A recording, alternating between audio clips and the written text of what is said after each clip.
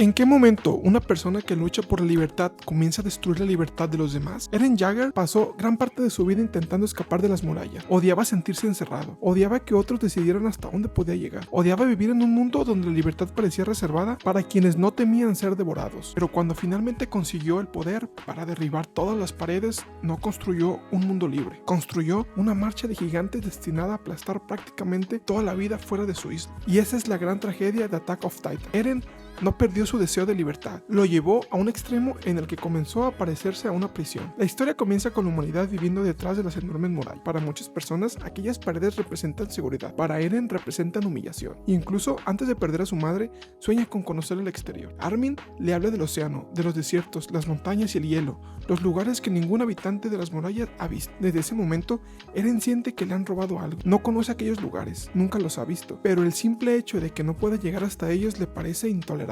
Después de llegar el titán colosal, la muralla cae. Su hogar es destruido y Eren observa cómo un titán devora a su madre. Aquel momento no crea su necesidad de libertad, la convierte en odio. Antes quería conocer el mundo, ahora necesita destruir aquello que le impide hacerlo. Durante años piensa que el enemigo son los titanes. Cree que si acaba con todos, la humanidad será libre. Pero cuando llega al sótano de su padre, descubre una verdad devastadora. La humanidad no había desaparecido. El mundo exterior estaba lleno de ciudades, culturas y personas, y muchas de ellas deseaban que los habitantes de Paradise desaparecieran. Eren había imaginado que, más allá de las murallas, encontraría un territorio vacío esperando ser explorado. En cambio, encontró otra pared. No estaba construida con piedra, estaba formada por odio, historia y millones de personas que tenían miedo de él. Por eso, la escena del océano resulta tan triste. Armin contempla aquello que había soñado desde niño. Ve belleza, posibilidad, el comienzo de un nuevo mundo. Eren mira el mismo océano y solo consigue pensar en los enemigos que existen del otro lado. Los dos alcanzaron el mismo lugar, pero no llegaron al mismo mundo.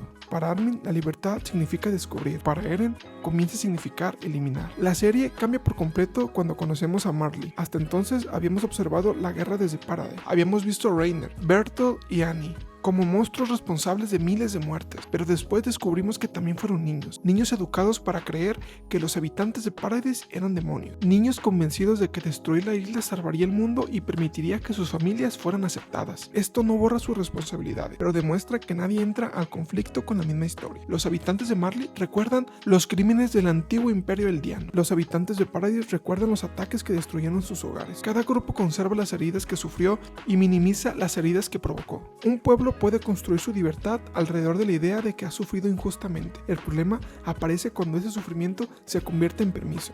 Nos lastimaron, por lo tanto tenemos derecho a responder. Ellos comenzaron, por lo tanto cualquier cosa que hagamos es defensa. Nuestros muertos eran personas, los suyos eran enemigos. Marley convierte a los aldeanos en demonios, los obliga a vivir en zonas separadas, los utiliza como armas, les enseña que deben demostrar constantemente que son buenos aldeanos. Paradise responde creando otra simplificación. El mundo exterior quiere exterminarlos, por lo tanto todos afuera de la isla son enemigos. En ambos casos desaparecen las personas, solo quedan categorías: demonios, invasores, traidores, merlianos, eldianos. Cuando un ser humano se convierte únicamente en una etiqueta, resulta más sencillo dañarlo. Por esto, Gabi es tan importante. Al principio está completamente convencida de que los habitantes de Paradise son monstruos. No duda, no necesita conocerlos. Su cultura ya le entregó una explicación. Cuando mata a Sasha, cree haber eliminado una enemiga responsable del sufrimiento de su pueblo, pero después termina viviendo con la familia de las personas que asesinó. Descubre que cultivan alimento, cuidan niños, sienten miedo, lloran por sus muertos y no comprende por qué deberían pagar por crímenes cometidos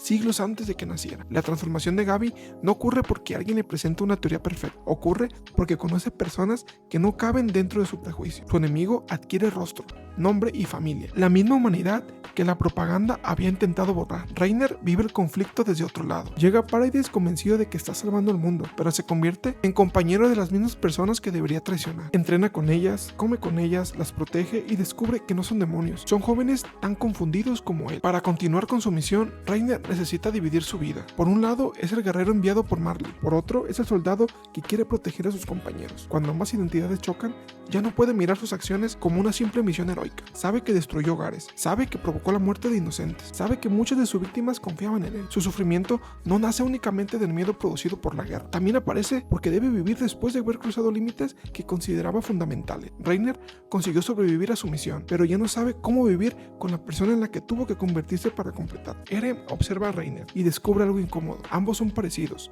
Los dos avanzaron convencidos de que no tenían alternativa. Los dos utilizaron a sus enemigos como explicación. Los dos causaron sufrimiento mientras decían proteger a las personas que amaban. Sin embargo, comprender esta semejanza no detiene a Eren. Hace que su siguiente decisión sea inquietante. Ataca a Liberio, mata soldados, mata civiles, mata niños y utiliza el mismo argumento que alguna vez utilizaron contra él. Era necesario. No existe otra salida. Debería seguir avanzando. La mayoría de las personas necesitamos conservar una imagen relativamente aceptable de nosotros mismos. Cuando nuestras acciones contradicen esa imagen, buscamos explicaciones. Podemos convertir la violencia en sacrificio, llamar daño colateral a las víctimas, culpar al enemigo por obligarnos a actuar, traducir personas a cifras o presentar una decisión como inevitable para no sentir que realmente la elegimos. Mikasa pudo recordar a Eren sin convertirse en cómplice de su destrucción.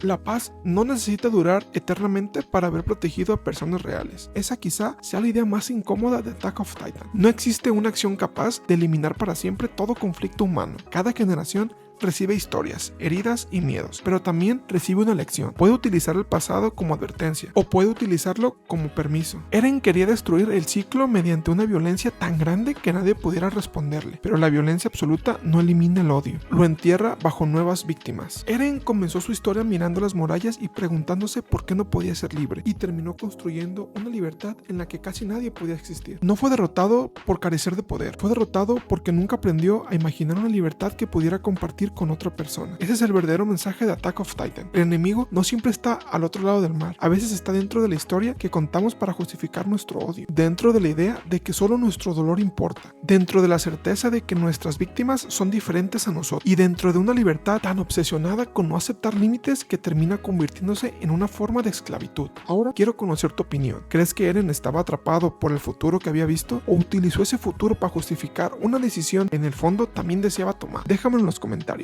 Y recuerda, no toda persona que rompe sus cadenas se vuelve libre. Algunas terminan tan obsesionadas con destruirlas que convierten al mundo entero en su prisión. Nos vemos en el siguiente video.